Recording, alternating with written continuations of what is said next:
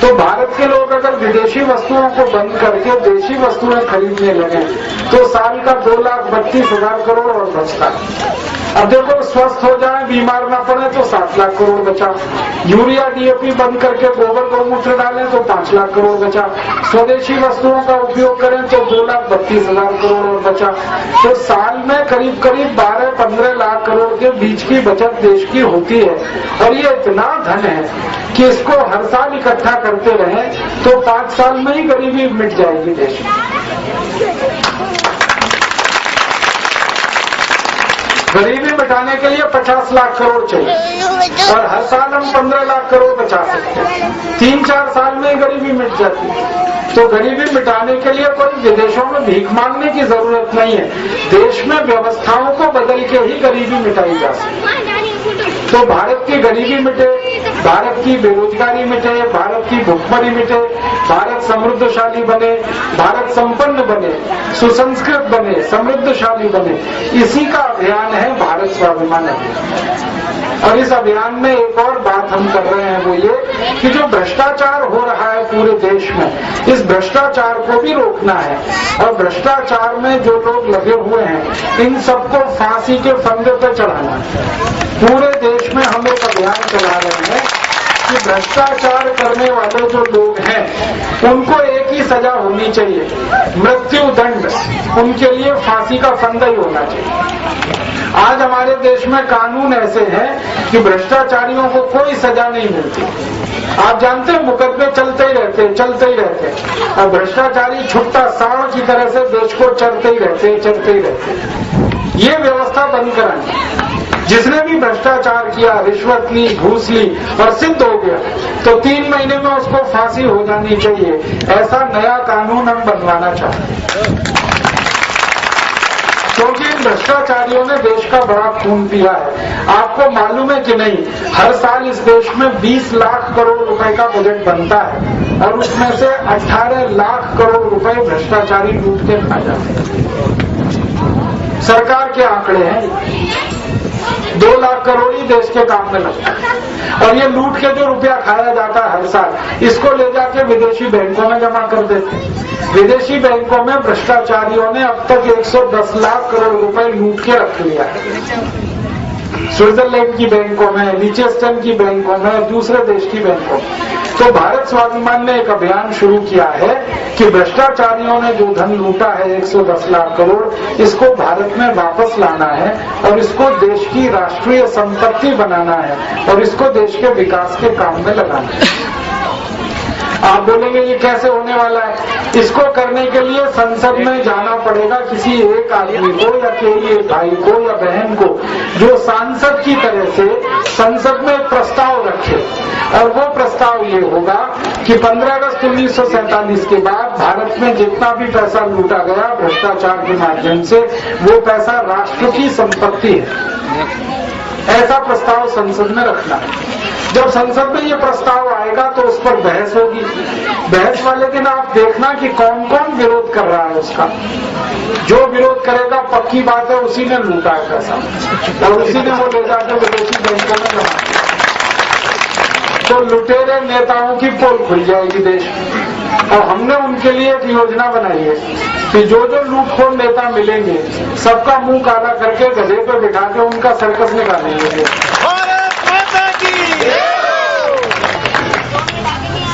कभी कभी तो हमारे कार्यकर्ता इतने गुस्से में आते हैं, वो कहते हैं राजीव भाई ये तो कुछ नहीं है, इससे भी आगे की सजा देंगे। ये लूटखोर भ्रष्टाचारियों को बिजली के तारों से उल्टा लटकाइए, फिर नीचे आग जला के उसमें मिर्ची का पाउडर झोंके,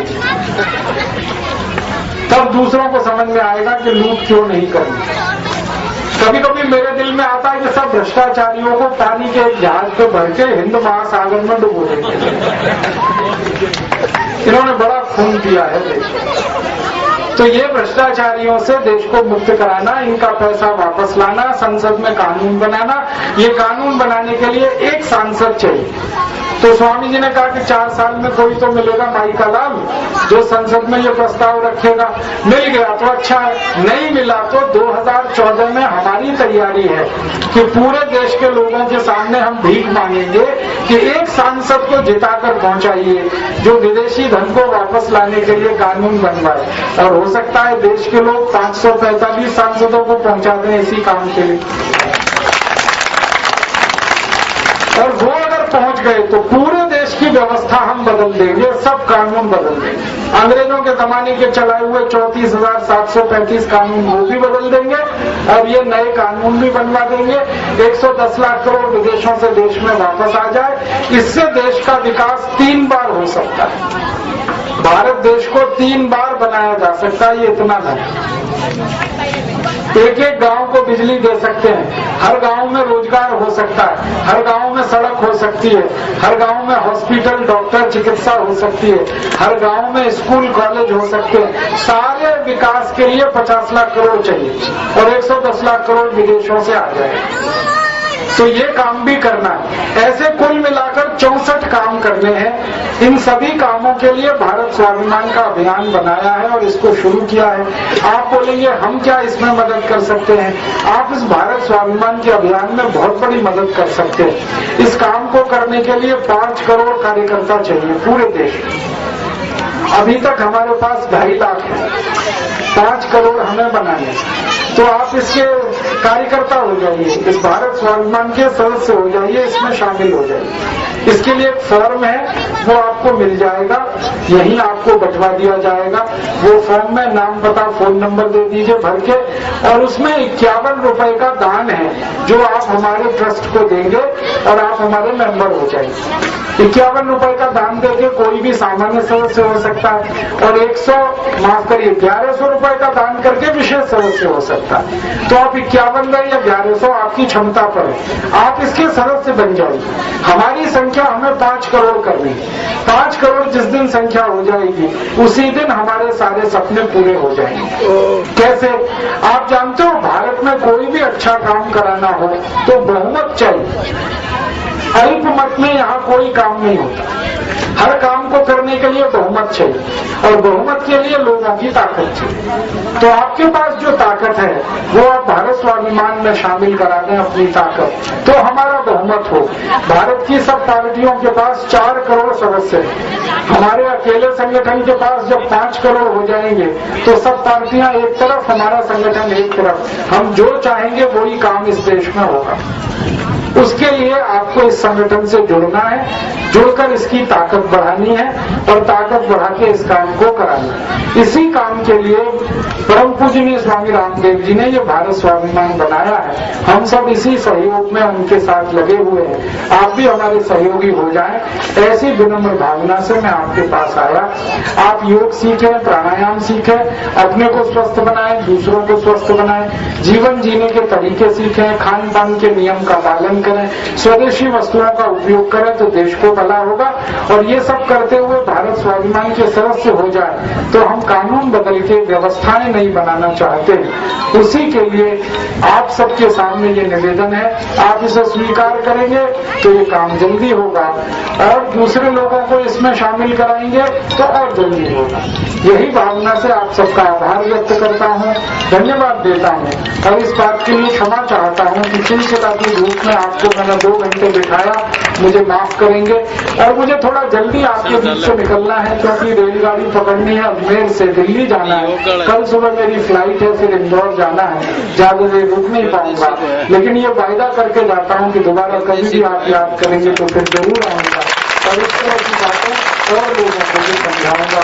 बहुत बहुत आभार, बहुत बहुत धन्यवाद। एक ही निवेदन के साथ कि आप भारत स्वाभिमान के साथ जुड़े, इसके सदस्य बने, दूसरों को सदस्य बनाएं, योग सीखें, दूसरों को सिखाएं, प्राणायाम सीखें, दूसरों को कराएं और अपने जीवन को मोक्ष की तरफ ले जाएं और दूसरों को भी मोक्षगामी बनाएं। बहुत बहुत धन्यवाद।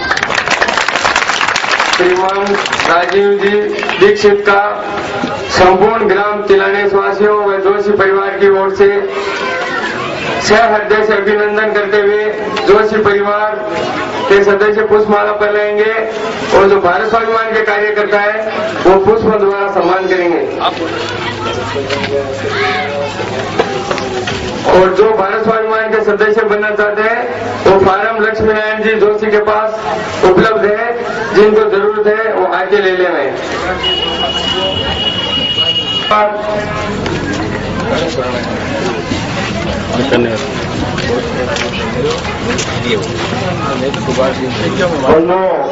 सबसे बड़ा आभार तो हम क्षेत्र की ओर से करेंगे राजीव जी साहब का, और जो प्रशिक्षक जो यहाँ पधारे हुए हैं उनका। उसके साथ ही साथ हम क्षेत्रवासी हमारे जोशी परिवार का अभिवादन भी करेंगे कि उन्होंने इतना बड़ा कार्यक्रम रख लिया।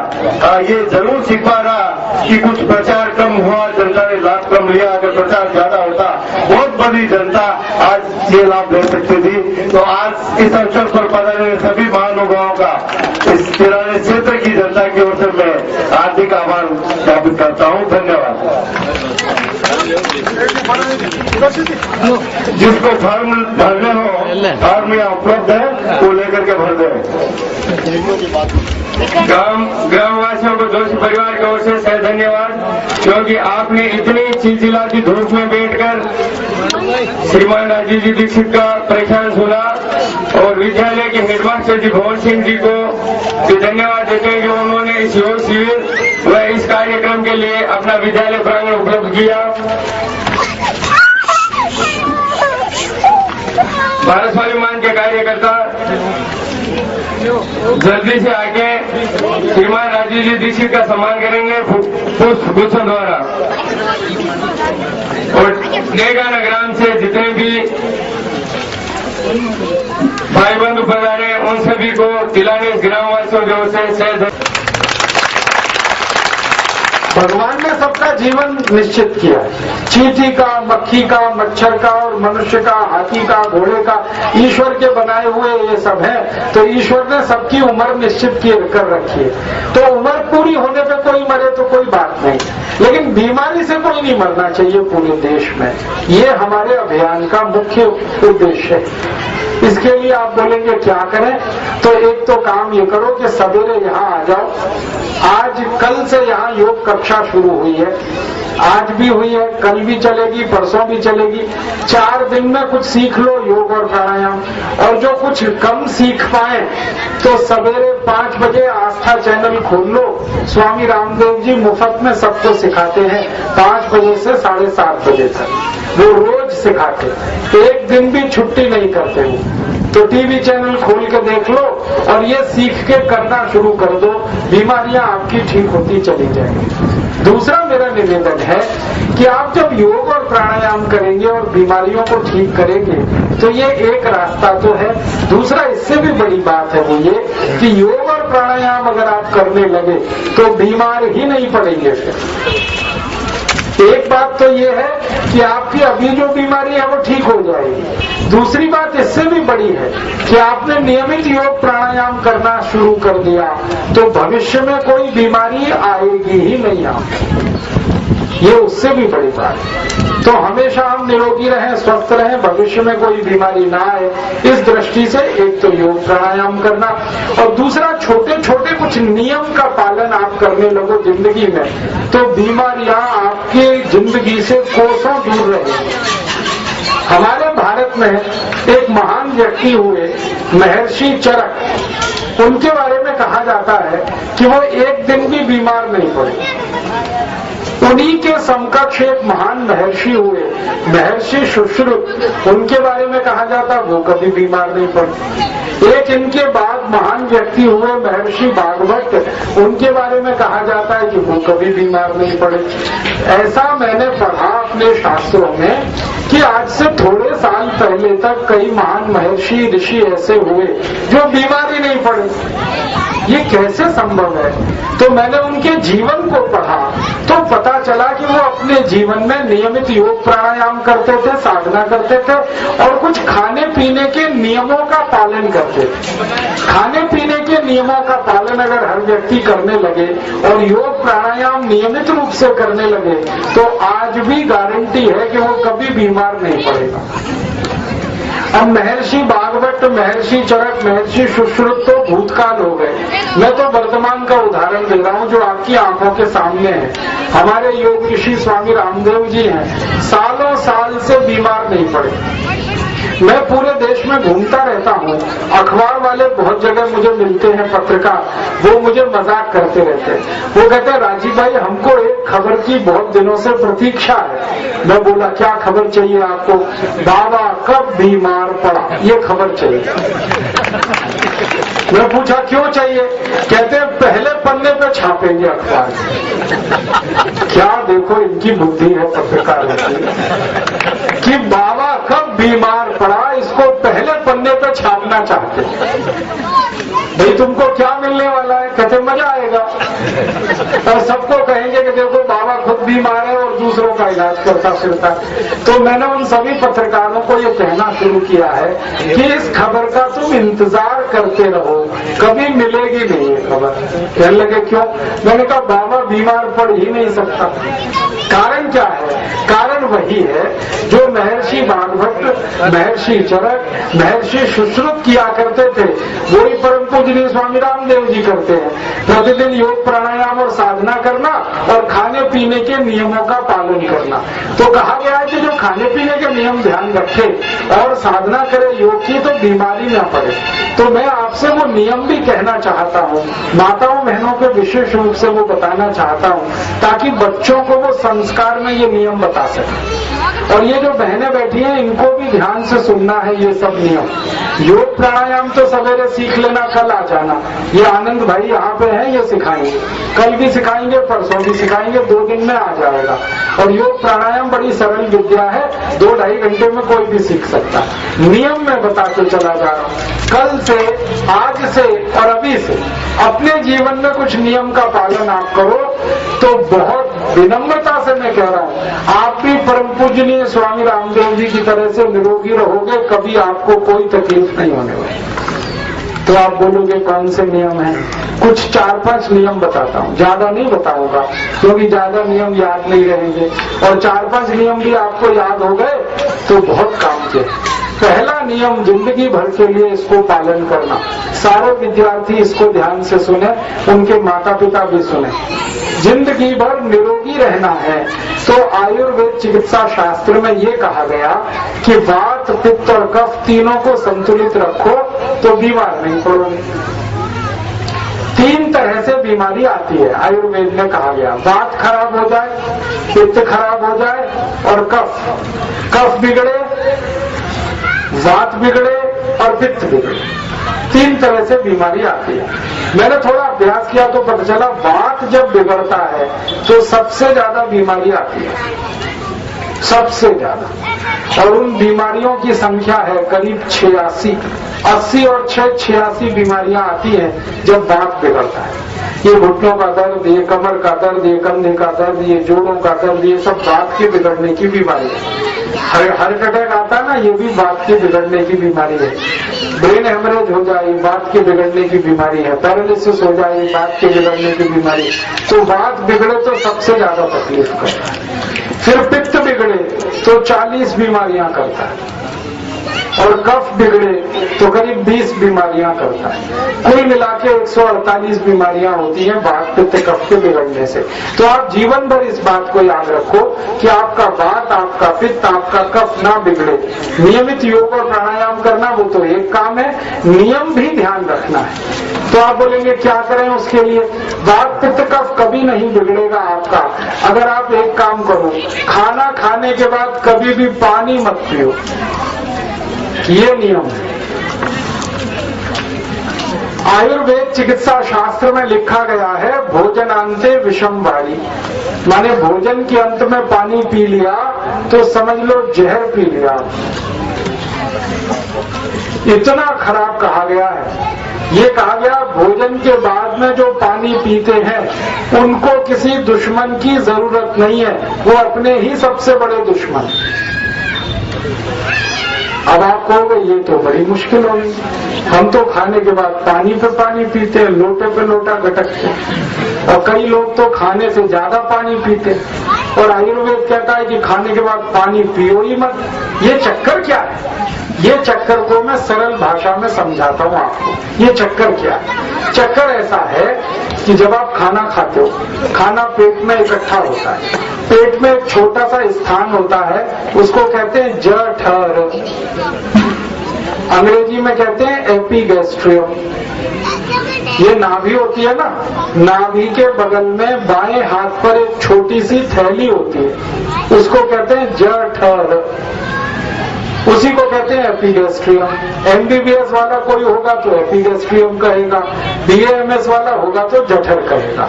ये जठर या एपिगैस्ट्रियम एक थैली होती है, इसमें सारा खाना इकट्ठा होता है। आपने रोटी खाई, आपने दाल खाई, आपने चावल खाया, आपने दही पिया, आपने दूध पिया, जो भी किया वो सब उस एपिगैस्ट्रियम माने जठर में आता है। अब जब ये सारा खाना जठर में इकट्ठा होता है तो इस खाने के पचने की क्रिया शुरू होती है, और खाने को पचाने के लिए उसमें अग्नि जलती है, आग। जैसे रसोई घर में होता है ना, हम गैस को जलाते हैं तो आग जलती है, उसके ऊपर हम कुछ भी पका सकते हैं। अगर गैस जले तो दूध रख दो, दूध में चावल डाल दो, खीर पक जाएगी। लेकिन अगर गैस नहीं है तो कुछ नहीं पकेगा। ऐसे ही पेट में होता है। एपिगैस्ट्रियम माने जठर में सारा खाना आया, खाने के पचने के लिए आग की जरूरत होती है, अग्नि, उसी को कहते हैं जठर अग्नि, मिला के कहते हैं जठराग्नि। तो हम खाना खाते हैं, अग्नि जल जाती है, फिर खाने का पचना शुरू होता है। अब मुझे आप ये बताओ कि हमने खाना खाया, अग्नि जलना शुरू हो गई, खाना पचना शुरू हो गया, तभी हमने घटक घटक पानी पी लिया, क्या होगा? अग्नि जलेगी कि बुझेगी? अब अग्नि बुझ गई तो खाना नहीं पचेगा, खाना नहीं पचेगा तो फिर खाना सड़ेगा, और सड़ा हुआ खाना 100 से ज्यादा रोग उत्पन्न करेगा। इसलिए आयुर्वेद में कहा गया कि खाने को पचने के लिए अग्नि को जलने दो, और अग्नि को जलने देने के लिए पानी मत डालो उसके ऊपर, इसलिए खाने के बाद पानी मत पियो। समझ में आया? अब ये जो खाना है, ये जब पचता है शरीर में तो पचा हुआ खाना रस में बदलता है, और उस रस में से मांस, मज्जा, रक्त, वीर्य, मल, मूत्र बनता है। मल और मूत्र शरीर के काम का नहीं है, शरीर उसको छोड़ देता है, लेकिन मांस, मज्जा, रक्त, वीर्य जो काम की चीजें हैं, शरीर उसको धारण कर लेगा। तो खाना पचेगा तो मांस बनेगा, रक्त बनेगा, वीर्य बनेगा, ताकत आएगी, और खाना सड़ेगा तो जहर बनेगा, जहर बनेगा तो बीमारियां करेगा, और रक्त बनेगा तो शरीर को ताकत देगा। अब क्या करना है? खाने को पचा के रक्त बनाना या सड़ा के जहर बनाना? पचा के रक्त में बदलना। तो समझ में आया? तो खाना पचने के लिए अग्नि के लिए पानी नहीं डाल सकते उसके ऊपर, क्योंकि अग्नि पे उसका गूदा निकालो, उसको मैश करो, फिर पानी मिलाओगे ना, तभी तो रस बनेगा। तो कोई भी रस बनाने के लिए पानी मिलाना पड़ता है। तो पेट में भी खाना पचकर रस बनेगा तो रस में पानी मिलाना पड़ेगा। तो खाना पचने के बाद जब रस बने तब पानी पियो। आप बोलोगे ये कितनी देर में होता है? ये लगभग 1 से 1.5 घंटे में होता है। हमने 10 बजे खाना खा लिया तो 11 बजे के आसपास रस बनना शुरू हो जाता है, और 11:30 बजे तक वो बनता रहता है। तो 11 से 11:30 के बीच पानी पियो, मतलब 1 से 1.5 घंटे के बाद पानी पियो। खाना खाने के 1 से 1.5 घंटे के बाद ही पानी पीना। समझ में आ गया? फिर आप बोलोगे खाना खाते ही प्यास लगे तो क्या पीना? कई लोग कहते हैं कि मुंह सूखता है, गला सूखता है, प्यास लगती है तो क्या पीना? तो आयुर्वेद ने ये कहा कि खाना खाते ही अगर प्यास लग रही है तो 3 चीजें पीना, पानी छोड़कर। पानी तो नहीं पीना, 3 चीजें पीना। वो क्या पी सकते हैं? एक तो पीना दूध, दूसरा पीना मट्ठा, मट्ठा माने लस्सी, छाछ कहते हैं, हाँ, तो दूसरी पीनी छाछ, और तीसरा पीना कोई भी फल का रस। खाने के तुरंत बाद अगर प्यास लगे तो या तो दूध पियो, या तो छाछ पियो, या तो फल का रस पियो, पानी मत पियो। पानी पीना है 1 से 1.5 घंटे के बाद। अब आप ये ध्यान से याद रखो कि सवेरे का खाना अगर खाया हो तो हमेशा फलों का रस पियो खाने के बाद। दोपहर का खाना खाया हो तो हमेशा छाछ पियो खाना खाने के बाद, और रात का खाना खाया हो तो हमेशा दूध पियो खाने के बाद। सवेरे पीना है फलों का रस, दोपहर को पीनी है छाछ, और रात को पीना है दूध। अब आप पूछोगे ये क्यों? क्या दूध सवेरे नहीं पी सकते? क्या छाछ रात में नहीं पी सकते? क्या फलों का रस कभी नहीं पी सकते? आयुर्वेद में ये कहा गया कि कोई भी चीज मन मर्जी से कभी भी खा पी नहीं सकते, उसके तरीके हैं, नियम। छाछ पीनी है तो दोपहर को ही पीना, दूध पीना है तो रात को ही पीना, और जूस पीना है तो सवेरे। कारण उसका ये है कि हमारे पेट में कोई भी चीज खाएं या पिए उसको पचाने के लिए खास तरह के पाचक रस की जरूरत पड़ती है, जिसको MBBS वाले कहते हैं एंजाइम्स, और हम संस्कृत वाले कहते हैं पाचक रस। एंजाइम्स माने पाचक रस। अगर दूध पीना है, दूध को पचाने के लिए पाचक रस चाहिए। दही खाना है, दही को पचाने के लिए पाचक रस चाहिए। जूस पीना है, जूस को पचाने के लिए पाचक रस चाहिए। तो जूस को पचाने वाला जो पाचक रस है वो पेट में सवेरे सवेरे ही बनता है। इसलिए आयुर्वेद कहता है कि सुबह जूस पियो। दही और छाछ को पचाने वाला पाचक रस दोपहर को बनता है, इसलिए आयुर्वेद कहता है कि लस्सी या छाछ दोपहर को पियो। और दूध को पचाने वाला पाचक रस शाम को बनता है, इसलिए कहा गया है दूध शाम को पियो। तो सवेरे का खाना खाने के बाद जूस पियो, दोपहर का खाने के बाद लस्सी छाछ, और रात का खाने के बाद दूध पियो। समझ गए? अब आप ये कहोगे जूस तो बड़ा महंगा है, कहां से लाएं इतना पैसा? तो सबसे सस्ता जूस है नींबू की शिकंजी बना के पी लो।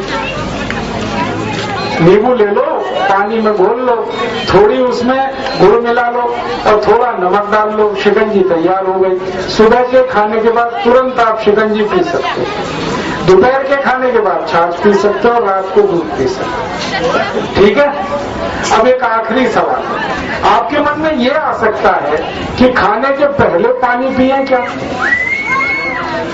तो आयुर्वेद कहता है खाने के पहले पेट भर के पानी पियो, लेकिन 48 मिनट पहले पियो।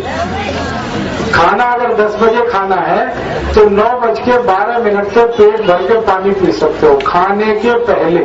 खाने के बाद कब पीना है? कम से कम 1 से 1.5 घंटा। ठीक है? पहले पीना है तो 48 मिनट।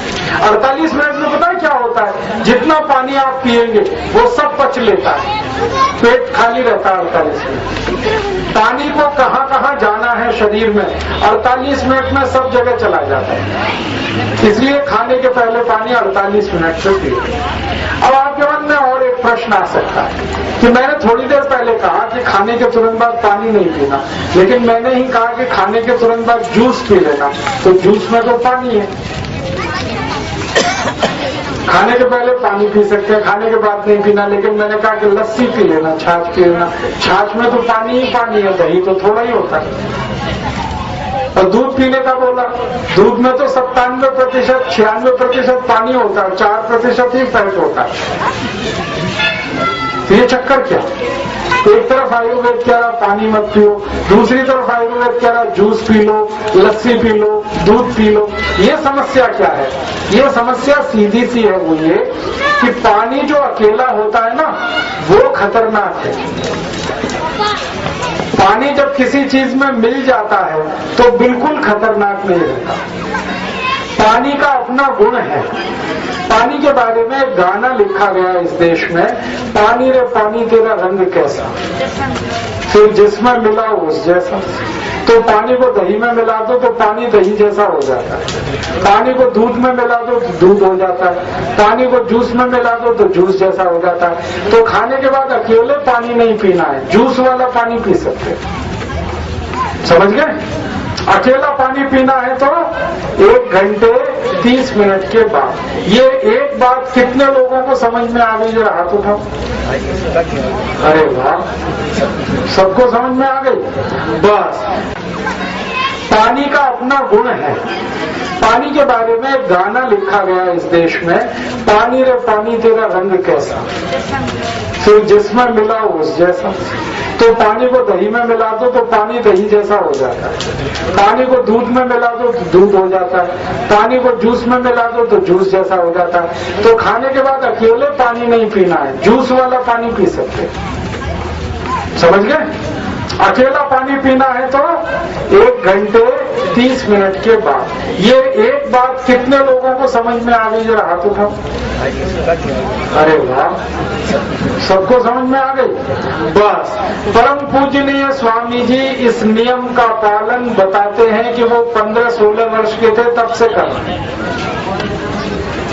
और यही उनके स्वास्थ्य का सबसे बड़ा राज है। अभी तक बीमार नहीं हुए, कारण उसका एक ही है कि खाने के 1-1.5 घंटे बाद ही पानी पीते हैं। अब आप भी आज से ये नियम चालू करो। मैं भी इस नियम का पालन करता हूँ 18 साल से, और 18 साल से मैं बीमार नहीं पड़ा। हाँ, पिछले 18 साल में मैंने 3 लाख किलोमीटर का प्रवास किया पूरे देश में। अगर आप भारत की परिक्रमा करो तो 3 बार कर दी मैंने। हाँ, और ये परिक्रमा की है, हवाई जहाज से की है, रेल से की है, कार से की है, पैदल भी की है, साइकिल से भी की है, मोटरसाइकिल से भी की है, बैलगाड़ी से भी की है, खच्चर पे भी की है, गधे पे भी बैठ के की है, घोड़े पे भी बैठ के की है, ऊंट पे भी बैठा हूं मैं। एक बार जैसलमेर गया था, ऊंट पे यात्रा की, तो सब तरह से यात्रा की है। और आपको हैरानी होगी, 18 साल की इस यात्रा में एक दिन भी मेरे पीठ में दर्द नहीं हुआ, पाँव में दर्द नहीं हुआ, पेट में दर्द नहीं हुआ, बीमार नहीं पड़ा, हॉस्पिटल नहीं गया कभी। कारण उसका एक ही है, इस नियम का पालन मैं भी करता हूँ, खाने के 1.5 घंटे बाद ही पानी पीता हूँ। आप भी करोगे तो बीमारी खत्म, पक्का? अच्छा, अब ये सबको बताना है, जो जो यहाँ नहीं आए हैं वो बहुत दुर्भाग्यशाली हैं, तो उनको भी बताना है। क्यों बताना है?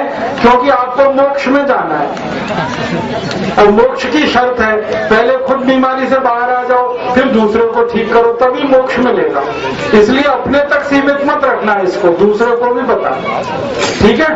ये एक नियम हो गया। अब दूसरा बताऊं? दूसरा नियम आयुर्वेद का है कि पानी कभी भी पीना पड़े तो घूंट घूंट भर के ही पीना, एक साथ घटाघट पानी नहीं पीना। ये बहुत गलत तरीका है पानी पीने का। लोटा मुंह में लगाया और जब तक खाली नहीं होता हम हटाते नहीं, ये तरीका नहीं लेना पानी पीने का। इस तरीके से पानी का सबसे ज्यादा तकलीफ आपके ही शरीर में आती है। आयुर्वेद में कहा गया जो घटाघट पानी पीते हैं घुटनों का दर्द उन्हीं को होगा, कमर का दर्द होगा, बात के रोग होंगे। तो पानी घटाघट नहीं पीना। कैसे पीना? ऐसे पीना जैसे गर्म दूध पीते। गर्म दूध कैसे पीते हैं? एक एक घूंट भर के पीते हैं ना, ऐसे ही पानी पीना। एक घूंट पानी पिया, थोड़ी देर रुके, फिर दूसरा घूंट पिया, फिर रुके, फिर तीसरा घूंट, फिर चौथा घूंट, घूंट घूंट। आप बोलोगे क्यों? कारण बताता हूं।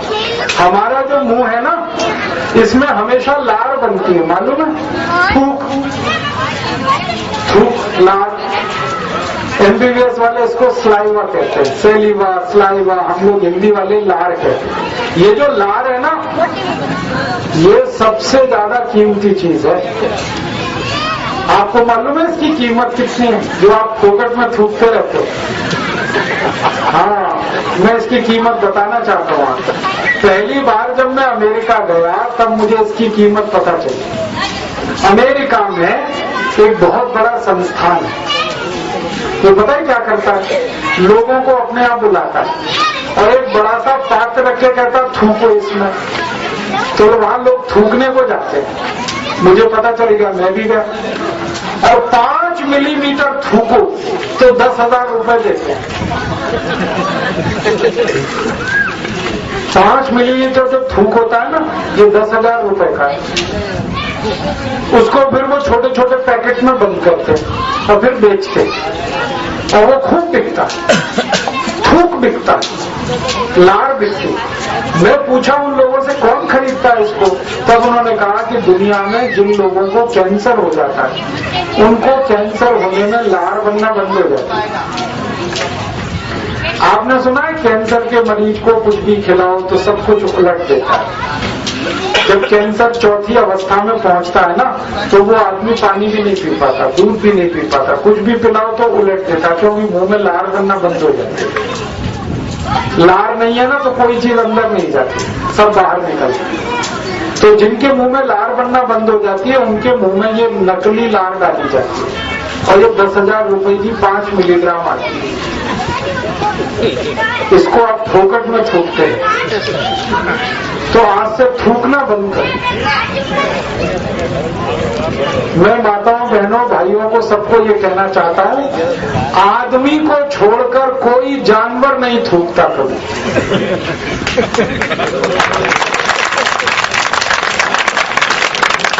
आदमी को छोड़कर कोई पक्षी नहीं थूकता कभी। ये आदमी है जो थू थू मचाए रहता है, कितना नुकसान कर रहा है अपना सोचो। 5 मिलीग्राम थूक 10,000 का, 10 मिलीग्राम 20,000 का, सोचो एक दिन में आधा किलो थूक दिया, लाखों रुपए का फालतू में फोकट में नुकसान कर रहे हैं। इसको थूकना नहीं, फिर क्या करना? भगवान ने ये जो थूक बनाया ना लार, ये पेट में अंदर ले जाने के लिए बनाया। पानी को घूट घूट जब पियो तो ये बार बार लार पेट में जाती है। ये जो लार होती है इसको रसायन शास्त्र की भाषा में कहते हैं कि ये क्षारीय होती है।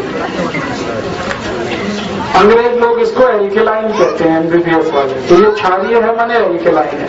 और आपने सुना पेट में हमेशा अम्ल बनता रहता है, कहते हैं ना तेजाब बन रही है, तेजाब बन रही है। तो अम्ल में ये क्षार मिले तो अम्ल को निष्प्रभावी कर देता है। विज्ञान का एक सिद्धांत है, एसिड और एल्केलाइन दोनों मिले तो एक दूसरे को न्यूट्रल कर देते हैं। तो मुंह की क्षार माने लार बार बार पेट में जाकर अम्ल में मिले तो पेट का अम्ल शांत रहता है। जिनके पेट का अम्ल शांत रहता है उनका जीवन भर वात संतुलित रहता है, कफ संतुलित रहता है। और वात और कफ संतुलित रहे तो 108 बीमारियां कभी नहीं आती। इसलिए नियम बनाया गया, पानी को घूट घूट पियो ताकि बार बार लार पानी में मिलके पेट के अंदर जाए और आपके अम्ल को शांत करे और आप जीवन भर निरोगी रहें। तो पानी घूट घूट पीना शुरू करें। अब आपको मैं एक जानकारी देता हूं, वो ये कि आप देखो पशु पक्षी पानी को हमेशा घूट घूट पीते हैं। पक्षी को देखो, चिड़िया को पानी पीने आती है, कबूतर को देखो, तोते को देखो, वो चोंच में एक बूंद पानी उठाते हैं और धीरे धीरे चोंच चलाते हैं, फिर पीते हैं, फिर दूसरी बूंद उठाते हैं, फिर पीते हैं, फिर तीसरी बूंद। कितना धीरज है उनमें, एक एक बूंद पानी पीते हैं। जानवरों को देखो, कुत्ता कैसे पानी पीता है, चाट चाट। शेर, चीता, लकड़बग्गा सब चाट के पानी पीते। तो ये पशु पक्षी हमसे ज्यादा स्वस्थ रहते हैं। मैंने आज तक किसी चिड़िया को ओवरवेट नहीं देखा,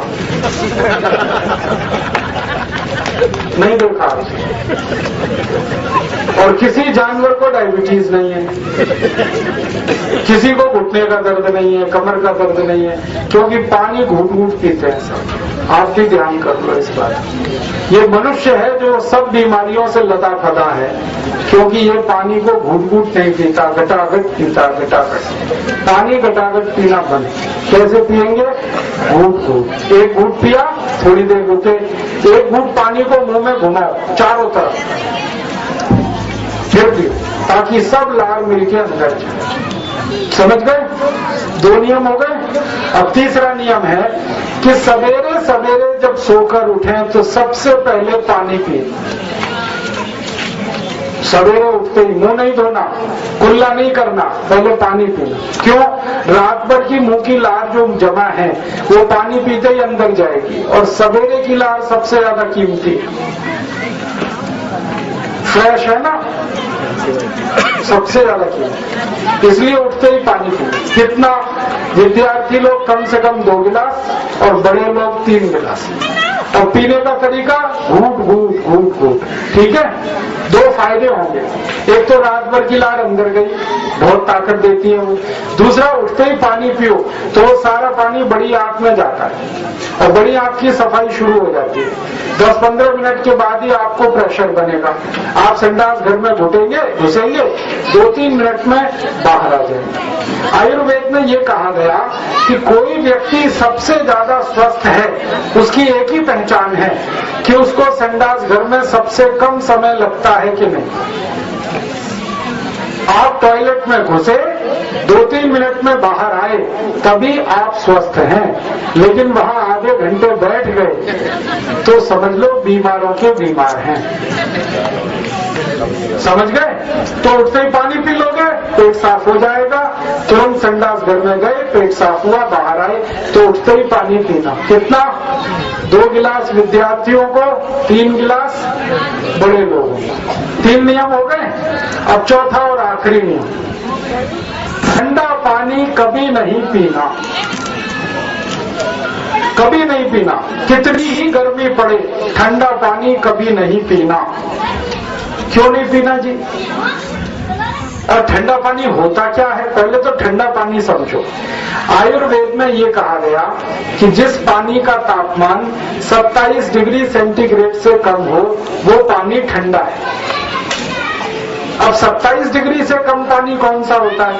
ये जो रेफ्रिजरेटर में पानी रखा होता है ना, ये 4-5 डिग्री सेंटीग्रेड का है। और बर्फ मिलाया हुआ पानी है वो करीब 2.5-3 डिग्री सेंटीग्रेड का।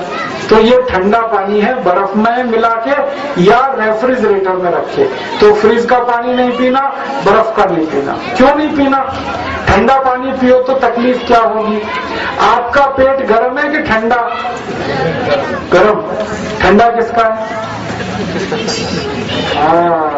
सबका पेट गर्म है, ठंडा नहीं है। तो सबका पेट है गर्म। अब गर्म पेट में हम ठंडा पानी डालें तो झगड़ा होगा। क्या झगड़ा होगा?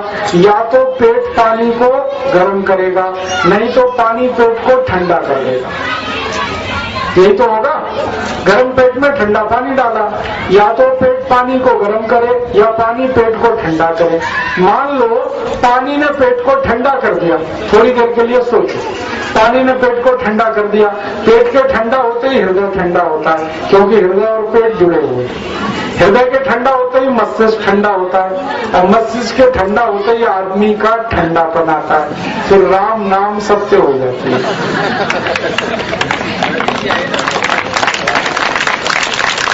और आप सब माताएं बहनें जानती हैं ना, आदमी जब ठंडा होता है तो घर के बाहर फेंक देते हैं निकाल के, घर में नहीं रखते हैं क्या?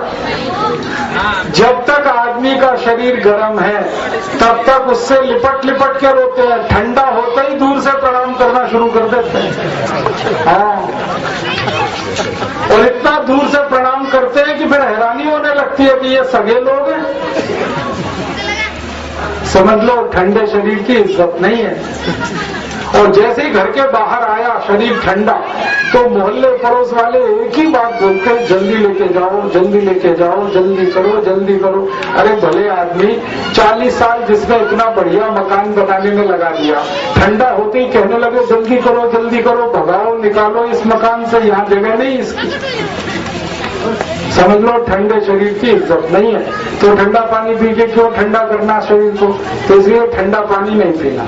अब गंभीर बात जो मैं कहना चाहता हूँ वो ये कि जैसे ही हम ठंडा पानी पीते हैं, पेट पानी को गर्म करता है, और जब पेट पानी को गर्म करेगा तो पेट में पानी गर्म करने के लिए ऊर्जा की जरूरत पड़ती है।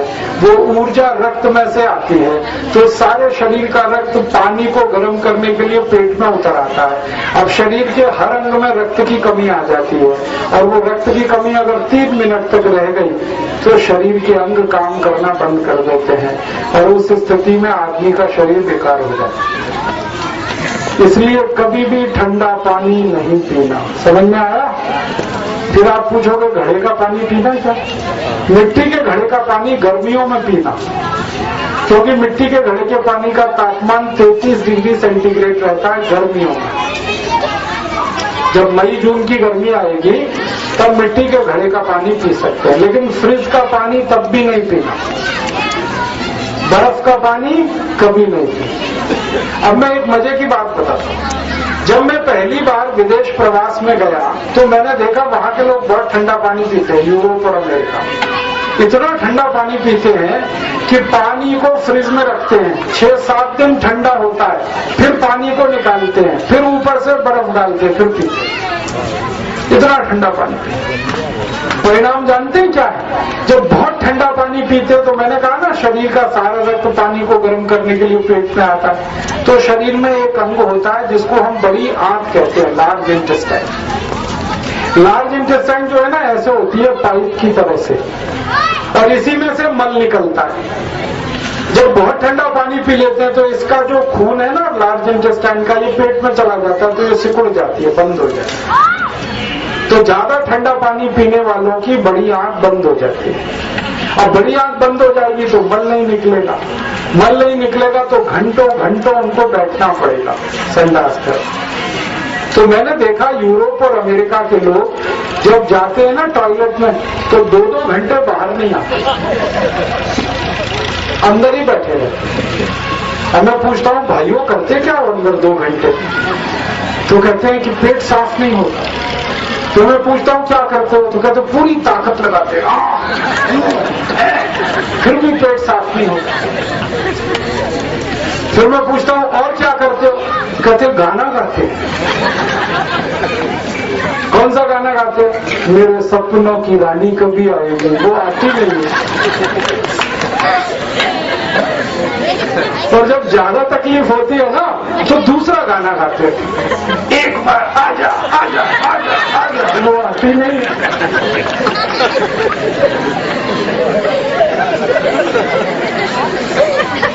समस्या पता है क्या है? उनको कब्जियत हो जाती है, कॉन्स्टिपेशन। और कब्जियत का कारण क्या? बड़ी आंख सिकुड़ गई, बंद हो गई, अब मल निकलेगा नहीं इसमें से।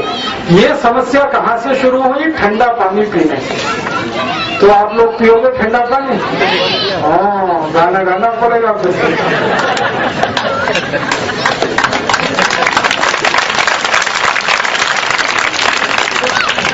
तो विद्यार्थियों को समझ में आया? पहला नियम खाना खाने के 1 घंटे बाद पानी पीना। दूसरा नियम पानी जब भी पीना घूट घूट पीना। तीसरा नियम सवेरे उठते ही सबसे पहले पानी पीना। चौथा नियम ठंडा पानी कभी नहीं पीना।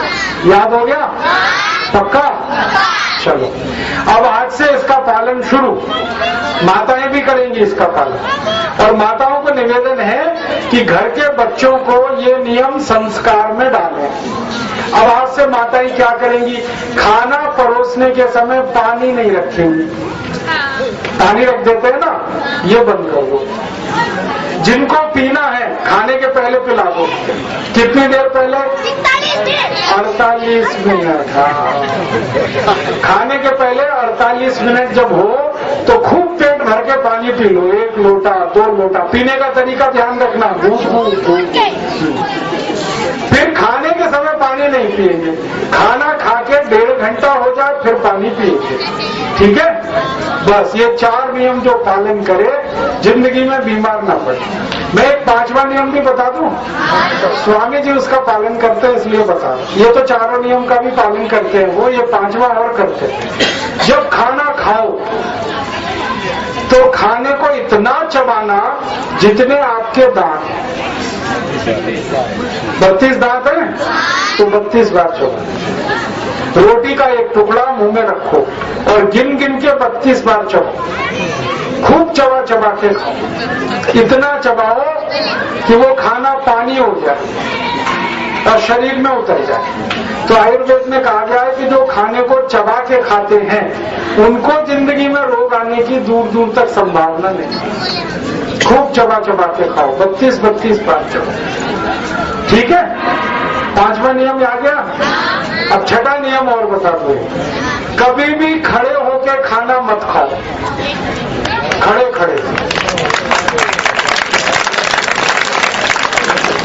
ये आयुर्वेद में कहा गया है कि खाना कभी भी मनुष्य को खड़े होके नहीं खाना, जानवरों को खड़े होके खाना, मनुष्य को नहीं। जमीन पे बैठ के खाना।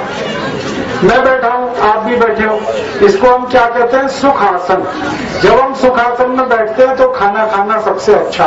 कारण समझ लो, जब हम सुखासन में बैठते हैं धरती पर, तो धरती का गुरुत्वाकर्षण बल हमारे शरीर पर काम करता है और वो नाभि पर केंद्रित होता है। नाभि के पड़ोस में जठर है, तो जठर उससे चार्ज रहता है। तो जठर में अग्नि बहुत होती है जब आप आलती पालती लगा के खाना खाते हैं, और अग्नि ज्यादा है तो खाना जल्दी पचेगा। इसलिए कहा गया भोजन जमीन पे बैठ के खाना, खड़े खड़े नहीं खाना। ये खड़े खड़े वो खाते हैं जो पशु हैं। अब ये शहर के सब पढ़े लिखे लोग पशु हैं, खड़े खड़े खाते हैं और दूसरों को भी खिलाते हैं। मूर्खों के मूर्ख हैं सब। हाँ। पढ़े लिखे मूर्ख हैं। आप नहीं करना ये मूर्खता का काम। ये खड़े खड़े खाने का नुकसान पता है क्या है? जब हम खड़े हो जाते हैं तो गुरुत्वाकर्षण का जो केंद्र है नाभि, वो शिफ्ट होकर डायफ्राम पे आ जाता है, तो डायफ्राम चार्ज हो जाता है। डायफ्राम चार्ज होता तो खाना नीचे ही नहीं जाएगा, वो ऊपर ही रहेगा, तो काम नहीं आएगा खाना। इसलिए खड़े होके नहीं खाना। ये बुफे सिस्टम में खाना नहीं खाना। ये बुफे सिस्टम नहीं, बफेलो सिस्टम है। बफेलो माने भैंस। भैंस खाती है खड़े होके, क्योंकि उसके 4 पैर हैं। मनुष्यों को नहीं खाना, ठीक है। अब माताओं को एक छोटी सी बात कहनी है कि हमारे घर में अक्सर माताएं गर्भावस्था में जब आती है ना, तो आजकल एक बीमारी हो गई है कि डॉक्टर के पास जाओ, हॉस्पिटल में जाओ, बच्चा वहां पे होगा, फिर डॉक्टर उसको कहता सीजेरियन करो, पेट काट के बच्चा निकालो। जिस माँ को एक बार ऑपरेशन हुआ उसकी जिंदगी नरक हो जाती है। पता है क्या होता है? मैं अब आपसे डॉक्टर की बात कहना चाहता हूँ। जिस माँ को बच्चे के जन्म के लिए पेट कटा, उस माँ को जिंदगी भर वजन बढ़ता रहता है। अब वो मोटी मोटी मोटी होती जाती है। अब वो माँ सोचती है कि मैं तो कुछ खाती नहीं, फिर भी वजन क्यों बढ़ रहा? वो वजन बढ़ा सीजेरियन ऑपरेशन के कारण, और उस वजन को कोई कम नहीं कर पाता। फिर उस वजन के कारण घुटने दुखते हैं, कमर दुखती है, फिर सब बीमारियां आती हैं। तो इसलिए माताओं को निवेदन है कि बच्चों के जन्म के लिए कभी भी ऑपरेशन ना करें। फिर आप बोलेंगी क्या करें? मेरी 2-3 बातें ध्यान से सुन लेना, और ये सब बहनें भी सुन लें इस बात को। कभी भी किसी माँ को गर्भावस्था हो तो उसको ऑपरेशन ना कराना पड़े, इसके लिए छोटे छोटे 2-3 उपाय हैं। पहला उपाय ये है कि हर दिन रात को माँ को गाय का दूध पिलाना, घी डाल के।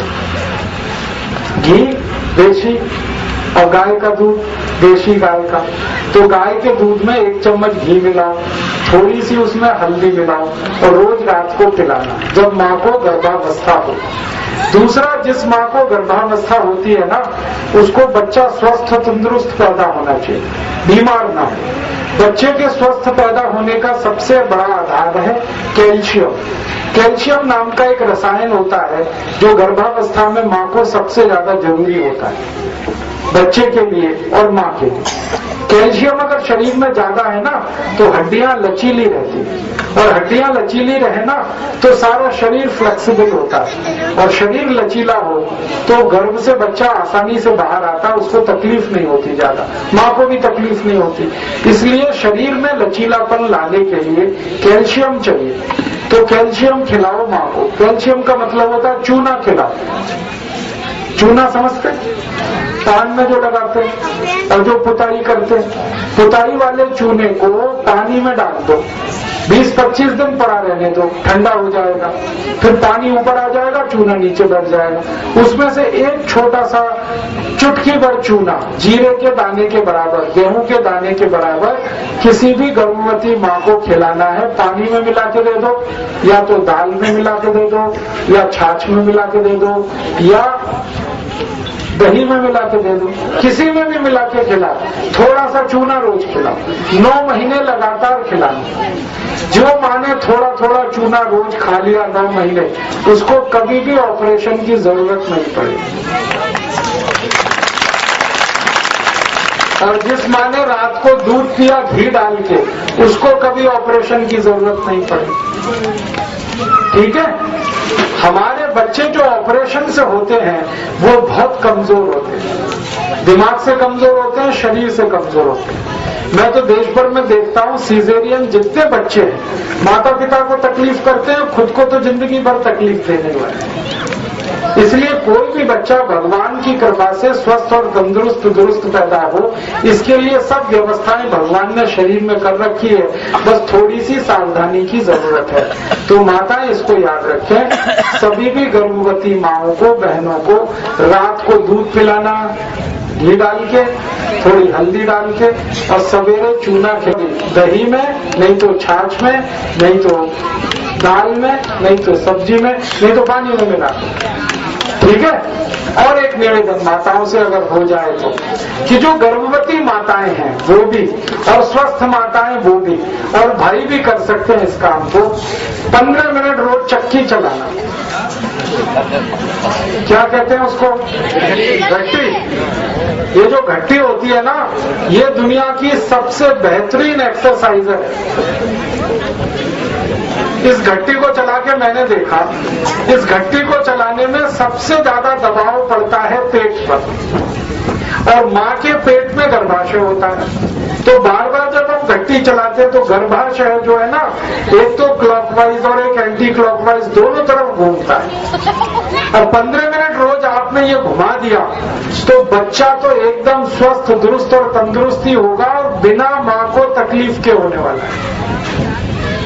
क्योंकि गर्भाशय में फ्लेक्सिबिलिटी अगर है किसी भी माँ के, तो बच्चा तो आराम से बाहर आ जाएगा। तो 15-20 मिनट माताएं घट्टी चलाएं, अगर गर्भावस्था में है तो, स्वस्थ है तो भी चला सकते हैं। और भाई लोग घट्टी इसलिए चलाएं कि पेट अंदर हो जाएगा सवाल। ये आजकल सबकी टोन बाहर निकल आई है। माताओं का पेट बाहर आए तो समझ में आता है वो गर्भावस्था में है, ये पुरुष किस चक्कर में पेट बाहर निकला। इनकी टोन बाहर क्यों आनी चाहिए? तो ये अंदर जाना चाहिए पेट, और अंदर ले जाने का सबसे सरल उपाय है घट्टी चलाना। 15 मिनट चलाओ, लेकिन रोज चलाओ, सब पेट अंदर चला जाए। और सबसे गंभीर बात माताओं से मुझे जो कहनी है वो ये कि ये घट्टी खाली मत चलाना। हाँ, इसमें कुछ गेहूं डाल देना, कुछ चना डाल लेना, पिस तो जाएगा, कम से कम आटा तो आ ही जाएगा 15 मिनट में। खाली चलाओगे तो कुछ नहीं होने वाला। गेहूं डाल के चलाओ तो आटा आ गया, चना डाल के चलाओ तो बेसन आ गया। ये जो ताजा आटा होता है ना, ये दुनिया की सबसे अद्भुत चीज है। विज्ञान की जानकारी आज के समय की जो ये कहती है वो ये कि आटा जितना ताजा है, रोटी उतनी ज्यादा दुरुस्त और तंदुरुस्त है। आटा जितना पुराना है, रोटी उतनी खराब है। अब ये शहरों में पिसा पिसाया आटा मिलता है, 3-3 महीने पुराना, इसको खाते सबके पेट खराब हुए। पहले तो माताएं रोज सवेरे 4 बजे उठती थी, घट्टी चलाती थी, आधा 1 किलो आटा पीस लेती थी, सुबह काम आता था, शाम को चलाया, शाम को काम आता था, किसी के पेट इतने खराब नहीं थे। जब से ये आटा आ गया पैकेट वाला, पेट खराब कभी से हो। तो अगर आप घट्टी चलाओ और 15 मिनट में मैंने देखा आधा किलो गेहूं आराम से पिस जाता है, आधा किलो चना पिस जाता है, उतना आटा एक समय के लिए काफी है, दूसरे समय चला लो उसके लिए काफी है। तो ताजा आटा जितना आप खाओगे, शरीर उतना ही दुरुस्त और तंदुरुस्त रहने वाला। आटे के बारे में आयुर्वेद में कहा गया कि पिसने के 48 मिनट के अंदर उसकी रोटी बन जानी चाहिए, रोटी बनने के 48 मिनट के अंदर उसको खा लेना चाहिए।